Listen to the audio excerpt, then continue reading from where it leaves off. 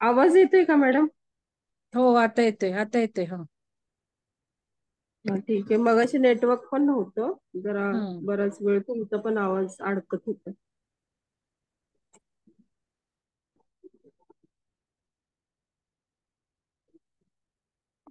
असं पूर्ण स्टोरी सारखंच आहे याच्यामध्ये. पण महत्वाचं जे गांधीजींबद्दल दिलेलं आहे किंवा त्यांच्या तत्वांबद्दल दिलेलं आहे तेवढंच ते इथे सांगणार आहे.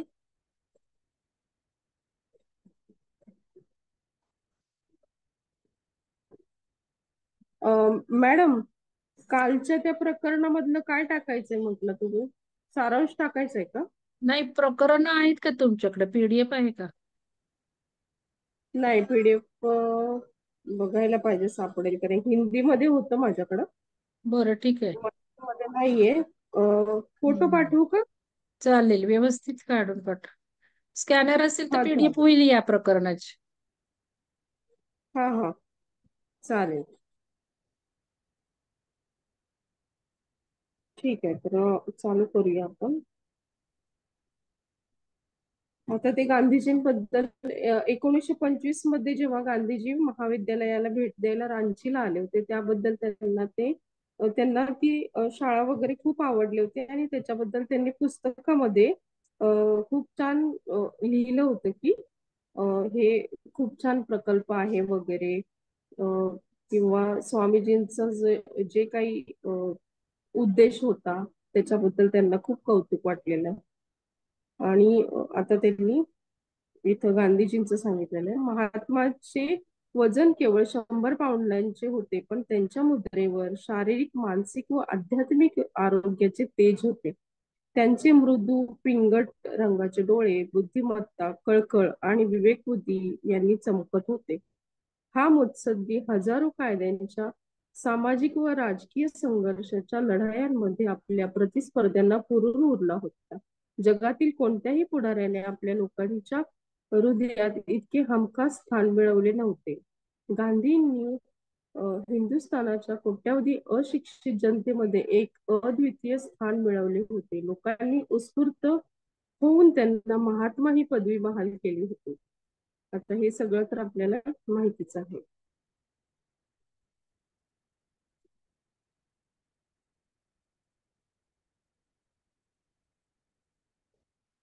ते आता श्री राईट त्यांच्या म्हणजे तिथं जेव्हा ते गेलेले तेव्हा तिथं फळबागा होत्या, फुलांनी भरलेले शेत वगैरे होते. इमारत जी होती ती खूप अगदी साधे सुधे घर होते. तिथं गायी वगैरे होत्या आणि असं सगळं वर्णन इथं दिलेलं आहे त्यांनी. नंतर श्री राईट यांच्या जवळ प्रवाशाची रोजनिशी असलेली पाहून देसाई यांनी ती उघडली. त्यामध्ये सत्याग्रहाच्या शपथा लिहिलेल्या आहेत त्यांनी इथं. तर ती काय शपथ आहे की तुम्ही सत्याग्रह कधी करू शकता? अहिंसा, सत्य, अस्तेय, ब्रह्मचर्य, अपरिग्रह, शारीरिक श्रम, जिभेवर ताबा, निर्भयता, सर्व धर्म समभाव, स्वदेशात तयार केलेल्या मालाचा वापर, अस्पृश्यतेचा त्याग, ही 11 व्रते नम्रतापूर्वक पाळायची असतात. म्हणजे जो सत्याग्रही असतो ते त्यांनी. आता जे गांधीजींचं जेवण इथं दिलेलं आहे त्यांनी, गांधीजींचे जेवण म्हणजे चपाती, उकडलेले बीटरूट, काही कच्च्या भाज्या आणि संत्री. त्यांच्या ताटामध्ये एका बाजूला अति कडू असा कडुलिंबाचा पाला ठेवलेला होता. रक्तशुद्धीकरता कडुलिंब प्रसिद्ध आहे. त्यांनी त्यापैकी काही चमच्याने काढून घेऊन माझ्या ताटात ठेवली. मी ती पाने पाण्याच्या घोटाबरोबर गिळून टाकली. लहानपणी कडू औषध घ्यायच्या वेळी आई मला ते पाण्याच्या घोटाबरोबर घ्यायला लावी.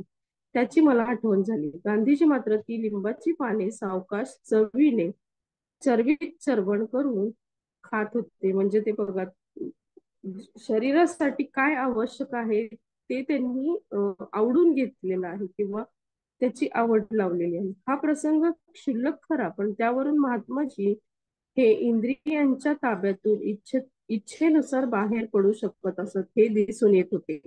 काही वर्षापूर्वी त्यांच्यावर आंत्रपुच्छ म्हणजे अपेंडिक्सची शस्त्रक्रिया करण्यात आली होती. होती त्याची मला आठवण झाली. शस्त्रक्रिया चालू असता क्लोरोफॉर्म घेण्याचे नाकारून ते आपल्या शिष्यांबरोबर शांत स्मित मुद्रेने वेदना काही एक होत नाहीत असे दाखवीत गप्पा गोष्टी करत होते. म्हणजे त्यांचं ऑपरेशन चाललं होतं गांधीजींचं, त्यावेळेला सुद्धा ते पूर्ण शुद्धीत होते. आणि त्यांनी ते जे क्लोरोफॉर्म म्हणजे जे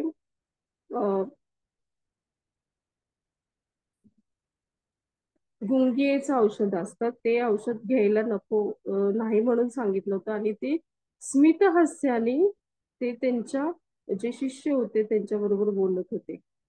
आता त्यानंतर तिथले काही लोक भेटलेले आहेत त्यांना. आता इथं कुमारी मॅडलिन स्लेड ह्या त्यांच्या प्रसिद्ध शिष्य आहेत, त्यांच्याबद्दलचं बोलणं आता त्या सांगतायत तिथं. ग्रामोद्धाराचे कार्य खरोखरच फलदायी आहे. आम्ही काही जण सकाळी 5 वाजता उठून शेजारच्या खेड्यामध्ये जातो व तेथील खेडूतांना साध्या सुध्या आरोग्याचे नियम शिकवतो. मग नंतर त्यांनी ह्या अमेरिकेवरून आलेल्या असतात ज्या कुमारी मेडलिन स्लेड आहेत ह्या. आणि त्या 1925 पासून इथं हिंदुस्थानात आहेत. तर त्याबद्दल त्यांनी लिहिले, 1925 साली मी हिंदुस्थानात आले. ह्या देशात आल्यावर माझ्या घरी आल्यासारखे मला वाटले. आता पूर्वीच्या आयुष्यामध्ये व पूर्वीच्या गोष्टींमध्ये मी लक्ष घालीन असे वाटत नाही. म्हणजे ते इथंच राहून त्या गांधीजींच्या शिष्या बनल्या होत्या त्याबद्दल त्यांनी दिलेलं आहे. आता अमेरिकेबद्दल त्या काय सांगतात बघा. हिंदुस्थानात जे अनेक अमेरिकन येतात ते आध्यात्मिक विषयांसंबंधी इतके लक्ष घालतात त्याचे मला नेहमी कौतुक आणि आश्चर्य वाटते व आनंदही वाटतो.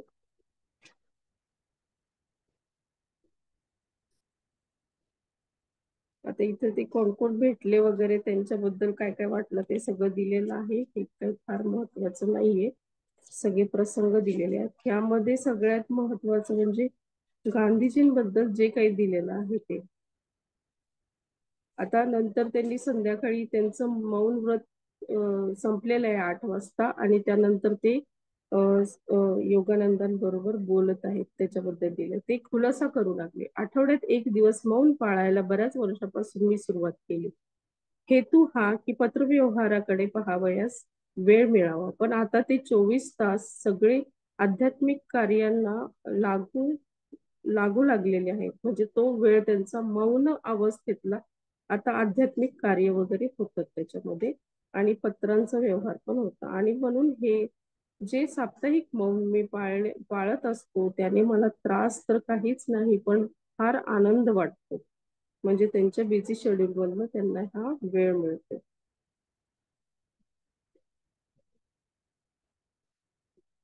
त्यानंतर ते गायीबद्दल दिलेलं आहे महत्वाचं इथं.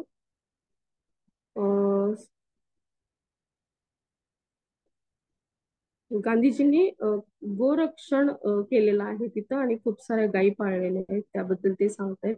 गाय म्हणजे मला मनुष्य तर सारी प्राणीसृष्टी की जेथपर्यंत मनुष्य जाती पलीकडे माणसाची भूतदया जाऊ शकते. गांधीजींनी स्पष्टीकरण केले, गायीच्या माध्यमाने मनुष्याने इतर प्राणी मात्रांशी समरस व्हावयास पाहिजे. प्राचीन ऋषींनी प्राणी मात्रामध्ये देवस्वरूप मानावयास गायीला का निवडले हे मला समजलेले आहे. हिंदुस्थानामध्ये सगळ्यात जास्त सहवास गायीचा घडतो. समृद्धीची ती जननी आहे. ती नुसते दूधच देते असे नव्हे तर शेतीच्या कामात तिची फार मदत होते. गाय म्हणजे कारुण्याचे एक जिवंत काव्य आहे. त्या मूक व गरीब प्राण्यात कारुण्य भाव हा मूर्तिमंत दिसून येतो. हजारो लाखो मनुष्य प्राण्यांची ती दुसरी आईच आहे. गायीचे संरक्षण म्हणजे परमेश्वराने निर्माण केलेल्या साऱ्या मूक प्राणी सृष्टीचे संरक्षण करणे होय. ह्या खालच्या योनीतील सृष्टीचे परिपालन करणे हे विशेष अगत्याचे ठरते. त्यानंतर त्यांनी इथं पितरांबद्दल दिलेलं आहे.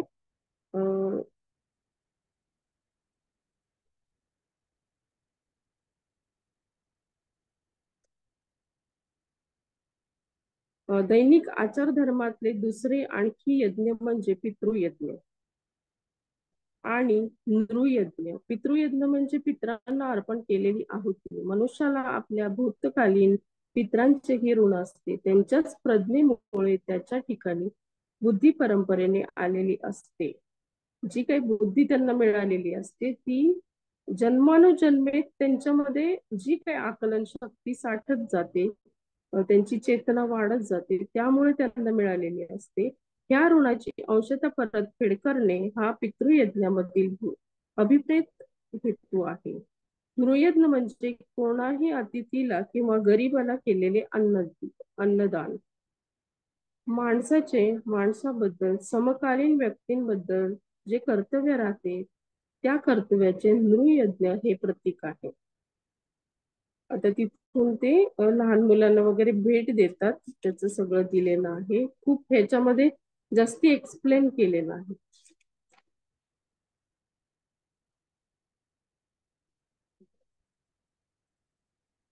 आता इथं त्यांनी गांधीजींबद्दल दिलंय की त्यांनी अतिथीगृहामध्ये जेव्हा ते गेलेले तेथे बसून तेथे दिसून आलेला अगदी कडक साधेपणा व ठायी ठायी आढळून आलेला स्वार्थ त्याग पुन्हा माझ्या नजरेत भरून राहिला. गांधींनी अपरिग्रहाची शपथ त्यांचे व्रत आपल्या सांसारिक आयुष्याच्या अगदी सुरुवातीसच घेतलेले होते. दर साल रुपये 60,000 त्यावेळचे त्यांना मिळणारा पगार होता. त्यांनी तो पगार त्यांनी नाकारलेला. त्यांनी त्यांची नोकरी सोडलेली होती. ते वकील होते त्यावेळेला आणि अधिक 60,000पेक्षा अधिक होणाऱ्या उत्पन्नाची वकिलीतील मोठी प्राप्ती सोडून देऊन महात्माजींनी आपली सर्व मालमत्ता गरिबांना दान करण्यात खर्च करून टाकली.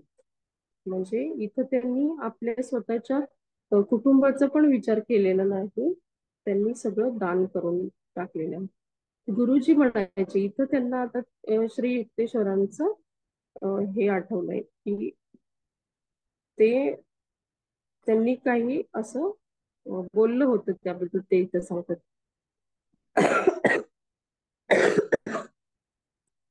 आता ते सांगतात की दानी माणूस नक्की कोण असतो. भिकारी काही संपत्तीचा त्याग करू शकत नाही. एखादा मनुष्य विलाप करू लागला की माझा धंदा बुडाला, माझी बायको मला सोडून गेली, आता मी सर्वस्वाचा त्याग करतो व आश्रमात जातो. आता ह्यात त्याने कशाचा त्याग केला? त्याने काही संपत्ती आणि प्रेमाचा त्याग केला नाही. संपत्ती व प्रेमानेच त्याला त्या म्हणजे त्याबद्दल ते बोलत होते की जर सगळंच नष्ट झालंय तुमच्याकडं तर तुम्ही त्याग करणं ह्याला म्हणत नाही. आणि तो माणूस आश्रमात आला म्हणजे खूप महान व्यक्ती झाला असं नाही. याच्या उलट गांधीजींसारख्या संत महात्म्यांनी नुसता केवळ जड वस्तूंचा त्याग केला एवढेच नव्हे तर त्यांनी त्याहूनही अधिक विकट अशा गोष्टीचा त्याग केलेला असतो. त्यांनी स्वार्थी हेतू व खाजगी ध्येय आकांक्षा यांचा त्याग करून केलेला असून त्यांनी आपले सर्व आंतरिक व्यक्तित्व साऱ्या मानवतेच्या महोदधीमध्ये विलीन केलेले असते. आता इथे दिले त्यांनी त्यांची पत्नी, मुलं, 4 मुलं होती त्यांना. त्याच्याबद्दल त्यांनी त्यांच्यासाठी काही ठेवलेलं नव्हती संपत्ती. आता त्यांच्या पत्नींचं सगळ्यात महत्वाचं जे त्यांच्याबद्दलचं मत आहे ते इथे ह्या एका पत्रात दिलेलं आहे. ते पत्र आपण वाचूया. आपल्या बरोबर आयुष्याची सोबतीण म्हणून व मदतनीस म्हणून राहण्याचे जे मला भाग्य लाभले त्याबद्दल मी आपली फार आभारी आहे. आपले हे वैवाहिक जीवन अगदी परिपूर्ण असे झालेले आहे. कारण त्याची उभारणी ब्रह्मचर्यावर झालेली असून त्यात वैषयिकता सुतराम नाही. असे हे जीवन मला लाभले त्याबद्दल मी आपली फार आभारी आहे. हिंदुस्थानामध्ये आपण जे जीवित कार्य म्हणून नियुक्त केले त्यात मला आपले इतकेच मानले. म्हणजे त्यांनी समान अधिकार त्यांना दिले होते. त्याबद्दल मी आभारी आहे. आपण इतर पुरुषांसारखा जुगार, रेस, बायका, मद्यपान, गाणे बजावणे यात कालाचा अपव्यय केला नाही व स्त्रीचा व मुलांचा कंटाळा केला नाही. जसा लहान मुलांना त्याच खेळण्याचा चटकन कंटाळा येतो त्याप्रमाणे तुम्ही माझा कंटाळा केला नाही. त्याबद्दल मी आपली फार आभारी आहे. दुसऱ्यांच्या श्रमावर आपण संपत्ती मिळवावी अशा विचारांच्या नवऱ्याप्रमाणे आपण नाही आहात. याबद्दल मी आपले किती आभार मानू. लाचलुचपतीच्या मोहाला बळी न पडता आपण परमेश्वर व देश यांची कास धरली. आपली ठाम मते धैर्याने पुढे मांडलीत व परमेश्वराच्या ठिकाणी पूर्ण आणि सतत विश्वास बाळगला. त्याबद्दल मी आपले किती आभार आपले किती आभारी आहे. आपण परमेश्वर व देशाला स्त्रीपेक्षा जास्त किंमत दिली अशा पतीचे मी किती ऋणी आहे. म्हणजे ते खूप कौतुक वाटते त्यांना तुमच्या आपल्या मिस्टरांचं. आपण मला सांभाळून घेतलेत, माझ्या तारुण्य सुलभ दोषांकडे लक्ष दिले नाही. ज्यावेळी आपण आपल्या राहणीमध्ये बदल केलात, उंची राहणीपासून साध्या राहणीपर्यंत येऊन पोहोचलात, त्यावेळी मी कुरकुर केली, विरोध दर्शवलाच, पण आपण मला समजावून दिले. त्याबद्दल मला कृतज्ञता वाटते. कारण गांधीजींना नंतर त्यांनी जेव्हा मुलं वगैरे झाली, जेव्हा ते त्या देश कार्याला लागले, त्यावेळेला त्यांनी कस्तुरबा या त्यांच्या पत्नी गांधीजींना गुरु मानत होत्या आणि त्यांनी त्यानंतर तशाच राहिल्या, गुरुप्रमाणे त्या त्यांना मानत होत्या. अगदी लहान मुलीप्रमाणे मी आपल्या आई वडिलांच्या घरी राहिले. आपली आई मोठी साध्वी, मोठ्या मनाची, म्हणजे ते आता गांधीजींच्या आईची म्हणजे त्यांच्या सासूची इथं सगळ्या गोष्टी सांगतात. तिने मला सारे शिकवले, धीर कसा धरावा, हुशारीने व शौर्याने कसे वागावे, आपला मुलगा म्हणजे माझे भावी पती यांच्याबद्दल प्रेम आणि आदर कसा दाखवावा हे तिने मला शिकवले. पुढे काळ लोटला व आपण हिंदुस्थानचे लाडके पुढारी झालात, तरी मला आपण माझ्याकडे दुर्लक्ष कराल अशी भीती बिलकुल वाटली नाही. इतर दुसऱ्या देशात नवरा यशाच्या सोपानावर वर वर चढत गेला म्हणजे त्याच्या बायकोची स्थिती मोठी केविलवाणी होते. मला माहित होते की मरणाच्या वेळी सुद्धा आपण पती व पत्नी असेच राहू. म्हणजे त्यांना किती विश्वास होता की माझे पती जे काही करत आहेत ते सगळं व्यवस्थित करत आहेत आणि माझ्याशी ते खूप चांगले राहत आहेत. एके दिवशी सार्वजनिक काही गोष्टी मी वाचत नाहीये, थोडस घेतलं. एके दिवशी सार्वजनिक खजिनदार, आता खजिनदार म्हणून त्या काम करत होत्या आणि त्यांचा सगळा जो कारभार होता त्याच्याबद्दल त्या सगळा हिशेब वगैरे ठेवायच्या कस्तुरबा गांधी. मग एकदा त्यांच्याकडून 4 रुपयांच्या खर्चाचा हिशेब देता येईल, काहीतरी घोळ झाला होता. गांधीजींनी रीतसर हिशेब प्रसिद्ध केले व त्यात बायकोच्या हातून झालेले 4 रुपयांच्या चुकीचा निर्देश केला. मी ही गोष्ट माझ्या अमेरिकन विद्यार्थ्यांपुढे वर्गात नेहमी सांगत असे. एके दिवशी संध्याकाळी सभागृहातील एका महिलेने यावर जोराचा आक्षेप घेतला. महात्मा असो की महात्मा नसो, ती म्हणाली, म्हणजे जी अमेरिकेतली एक मुलगी होती त्यांची शिष्या, तिला खूप राग आला की आपल्या बायकोबद्दल त्यांनी असं कसं बोलावं किंवा 4 रुपयांसाठी त्यांनी सगळीकडे का त्यांचं अपमान करावं, म्हणून ती खूप चिडली होती. महात्मा असो की महात्मा नसो, ती म्हणाली, ते जर माझे यजमान असते तर मी त्यांना ह्या विनाकारण केलेल्या जाहीर अपमानाबद्दल चांगली अद्दल घडवली असती. नंतर आमच्यामध्ये अमेरिकन बायका व हिंदू बायका या विषयावर काही हास्य विनोद झाल्यावर मी ह्या प्रकारचे खुलासेवार स्पष्टीकरण केले. श्रीमती गांधी ह्या गांधीजींना आपले पती समजत नसून गुरु समजत असत. अर्थात गुरु म्हणजे शिष्याला अगदी किरकोळ चुकीबद्दल सुद्धा शिस्त लावण्याचा अधिकार महात्मा गांधींना होता. मी त्यांना समजावून दिले. कस्तुरबांची अशी जाहीररित्या हजेरी घेतल्यानंतर काही राजकीय आरोपाकरिता गांधीजींची तुरुंगात रवानगी झाली. तुरुंगात जाण्यापूर्वी ते आपल्या बायकोकडे निरोप घ्यावयास गेले तर त्या त्यांच्या पाया पडल्या. महाराज, त्या नम्रतेने म्हणाल्या, मी जर आपल्याला काही दुखावले असेल तर त्याची मला क्षमा करा. म्हणजे बघा, गुरुला जे आपण समर्पण म्हणतो ना, ते इथं दिसून येतं. म्हणून मी हे सगळं वाचून दाखवलं तुम्हाला की जरी त्यांना म्हणजे पटकळ शब्दामध्ये जरी त्यांना सांगितलं होतं की तुझ्याकडून थोडी छोटी का होईना पण चूक झालेली आहे, तर ती सुद्धा त्यांनी मान्य केली आणि त्या चुकीबद्दल क्षमा करा म्हणून सुद्धा त्यांनी सांगितलेलं आहे.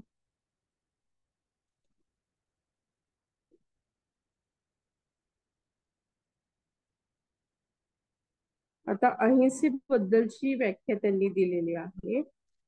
कोणत्याही जिवंत प्राण्याला इजा करण्याचे मनाने किंवा कृतीने टाळणे म्हणजे अहिंसा. आता त्याबद्दल इथं काही विचार दिलेले आहेत. काय सुंदर कल्पना आहे. पण हे जग मात्र नेहमी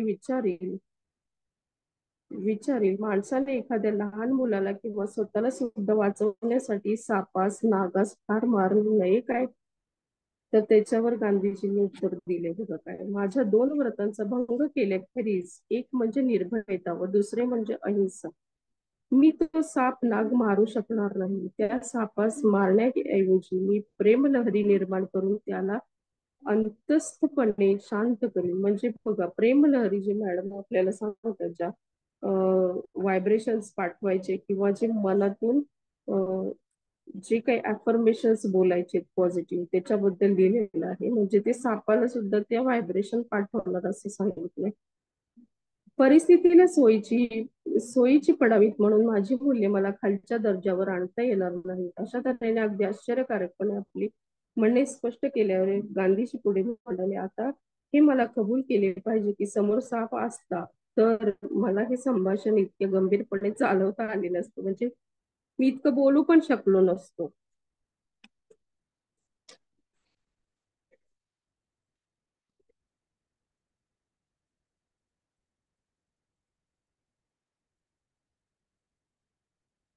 आता सत्याग्रहाबद्दल त्यांनी दिलंय. सत्याग्रहाच्या मोहिमेमध्ये त्यांनी इथं जे आहारशास्त्र आहे त्याच्याबद्दल चर्चा केलेली आहे की शाकाहार किंवा मांसाहार कसा चांगला आहे किंवा म्हणजे मांसाहार चांगला नाहीच आहे दिलेलं आहे इथं. पण शाकाहारामध्ये काय काय आपण सत्याग्रहामध्ये लोकांना खूप गरज असते. थोडंच अन्न घ्यावं लागतं आणि त्याच्यामधून त्यांना सगळ्या खनिजे ज्या अन्न ग्रहणाची आंतरिक वासना भागल्यानंतर सत्याग्रहाने असा आहार चालू ठेवला पाहिजे की ज्याच्या सर्व जीवनसत्वे खनिजे कॅलरी वगैरे आवश्यक गोष्टींचा अंतर्भाव झालेला आहे. खाण्याच्या बाबतीत अंतस्था व बाह्यता त्याने असा व्यवस्थितपणा ठेवला पाहिजे की जेणेकरून सत्याग्रहांच्या वीर्याचे परिवर्तन सर्व शरीरास आवश्यक अशी शक्ती पुरवण्याच्या कामी अगदी सहजरित्या आले पाहिजे. म्हणजे त्यांचं ते अन्नावर चाललं होतं की सत्याग्रह झाल्यानंतर लोकांनी कसं अन्न घेतलं पाहिजे त्याच्याबद्दल दिलेलं आहे. आता मग ते म्हटले की अवोकाडो जे फळ आहे ते खूप उत्तम आहे. त्याच्यामध्ये खूप सारे खनिज असतात असं त्यांनी सांगितले. तेव्हा गांधीजींना खूप हे वाटलं की वेगळं काहीतरी फळ त्यांनी सांगितलं. गांधीजींचा चेहरा औत्सुक्याने चमकला. वर्ध्यामध्ये अवोकाडोच्या बागा लावता येतील की नाही याची मला कल्पना नाही, पण सत्याग्रहांना हे फळ नवीन अन्न म्हणून खास आवडेल. मग ही त्यांची स्वामीजींची कल्पना त्यांना आवडली. मग ते जेव्हा लॉस एंजेलिसहून वर्ध्याला अवोकाडोची काही कलमे मी जरूर पाठवून देईन असे स्वामीजींनी सांगितले. आता इथे एक छोटासा प्रसंग सांगितलेला आहे जे गांधीजी आता इथं चालले. मी बोललो, अंड्यांमध्ये प्रोटीन्सचे प्रमाण जास्त असते. सत्याग्रह्यांना अंडी देता येतील काय त्याच्याबद्दल दिले. अंडी सजीव असता कामा नये. काही आठवण म्हणून महात्माजी हसले. पुष्कळ वर्ष झाली मी त्यांचा उपयोग केला नाही. आजही स्वतः ती मी खात नाही. माझी एक सून होती. ती पौष्टिक आहाराच्या अभावी अगदी मरणाच्या दारी येऊन ठेपली. तिच्या डॉक्टरांनी अंडी खावीत म्हणून आग्रह धरला. मी त्याला विरोध केला. अंड्याच्या ऐवजी दुसरा काही पौष्टिक आहार घ्यावा असे सुचवले. नंतर मग ते डॉक्टरांनी त्यांना समजावून सांगितले. नंतर ती तिला ते सगळं चालू केलं. नंतर ती चांगली झाली असं लिहिलं.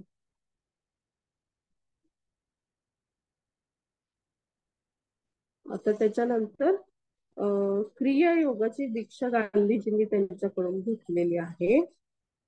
आता तिथं जे काही दुसरे पण लोक होते त्यांनी ती घेतलेली आहे. नंतर पुढं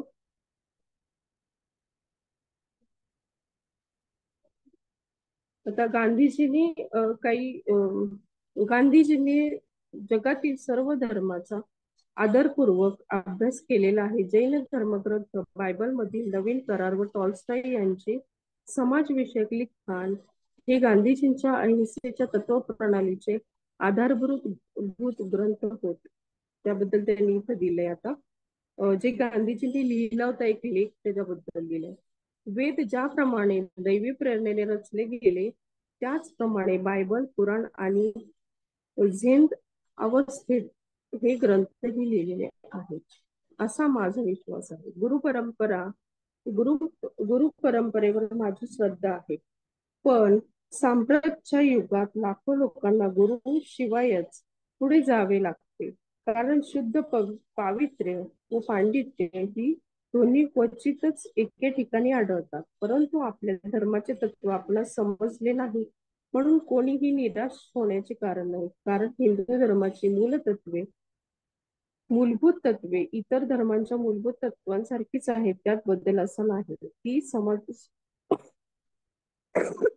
सोपी आहे समजायला.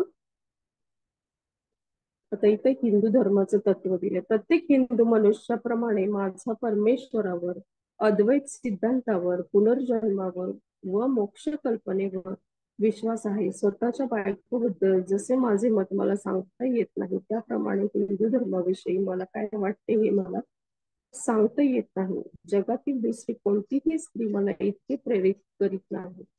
याचा अर्थ असा नव्हे की तिच्या ठिकाणी काही दोष नाही. तिच्या ठिकाणी मी पाहतो त्यापेक्षा जास्त दोष आहेत हे मी नक्की सांगू शकतो. पण न तुटणारा असा भावनेचा दुवा तेथे आहे. त्याप्रमाणे हिंदू धर्माबद्दल, त्या धर्मातील दोषांबद्दल, मर्यादित स्वरूपाबद्दल मला वाटते. गीता किंवा तुलसीदासाचे रामायण यातील संगीतापेक्षा मला दुसरे कोणतेही संगीत किंवा गीत आनंद देऊ शकत नाही. मी जेव्हा अशी कल्पना करतो की इहलोकाचा शेवटचा श्वास मी घेत आहे त्यावेळी गीताच मला समाधान, दिलासा देते.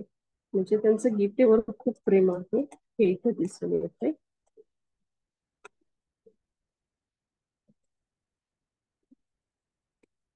आता त्यांनी हिंदू धर्माबद्दलच दिलेलं आहे पुढे सगळं.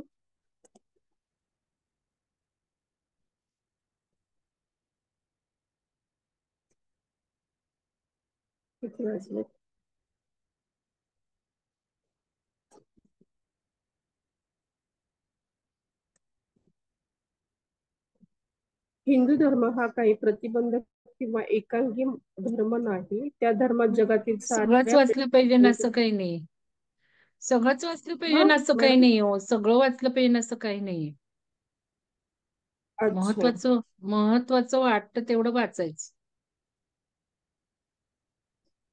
ते कसं छोटं छोटं काय काय काय दिलेलं आहे ना त्याच्यामध्ये. धर्माचं कशाला वाचताय जास्त.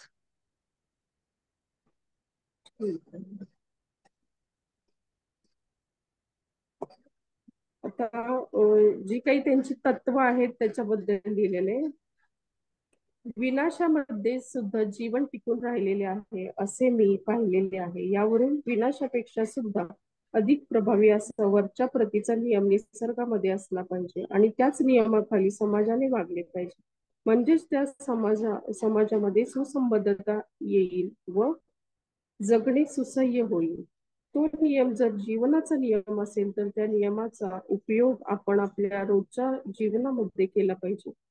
ज्या ज्या वेळी युद्ध होतात, प्रतिस्पर्ध्यांमध्ये सामना करण्याचा प्रसंग येतो तेव्हा आपण आपल्या शत्रूला प्रेमाने जिंकले पाहिजे. मला तर माझ्या स्वतःच्या आयुष्यात असे आढळून आले आहे की विनाशाच्या नियमाच्या बजावणीपेक्षा प्रेमाच्याच निश्चित अशा सिद्धांताने जीवनात सफलता आलेली आहे. म्हणजे अहिंसेबद्दल त्यांचं किती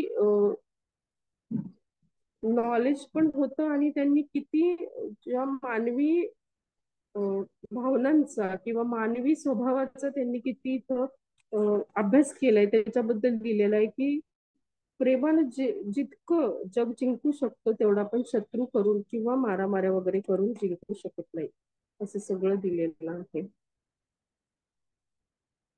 आता पुढं, मी स्वतःला राष्ट्रीय प्रवृत्तीचा म्हणतो, पण माझा राष्ट्रवाद हा विश्वव्यापी आहे. माझ्या राष्ट्रवादाच्या कक्षेत जगातील सारी राष्ट्रे सामावली जातात.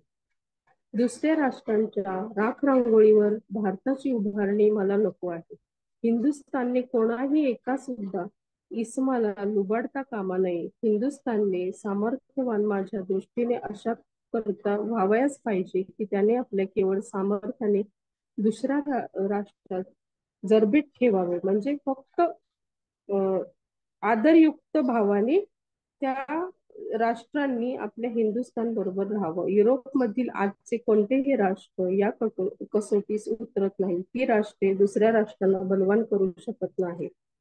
म्हणजे हिंदुस्थान जे करू शकतो, जे बाकीच्या देशांना सुद्धा पुढे आणू शकतो आणि सगळे एकत्र येऊन कार्य करू शकतो, सगळ्या मानवजातीसाठी काम करू शकतो, ते फक्त हिंदुस्थान करू शकतो असं इथं दिलेलं आहे.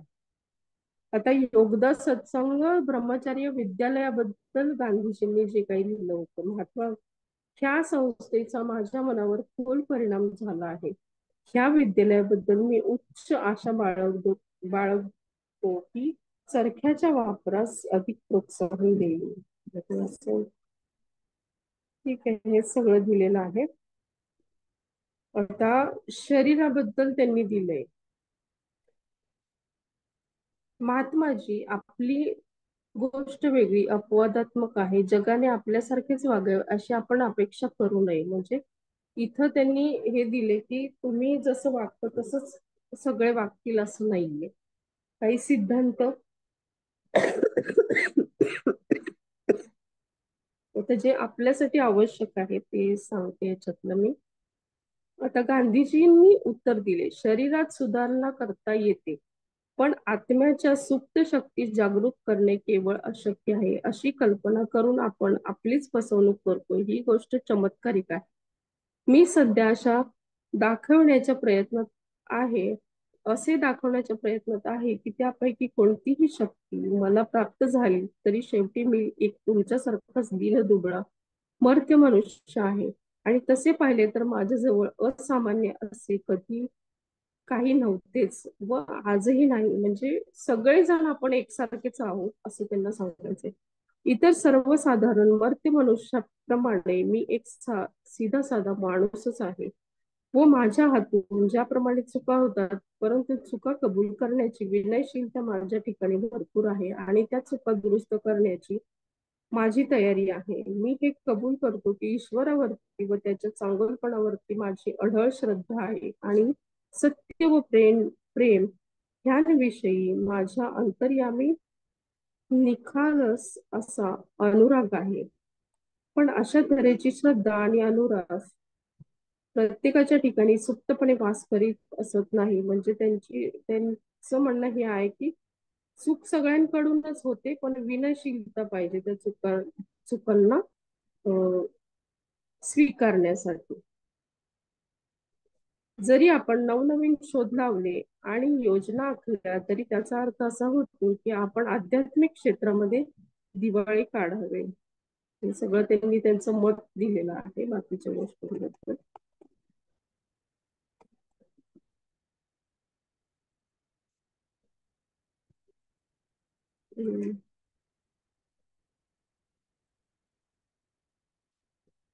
बाकी इथं संपलेलं आहे हे प्रकरण.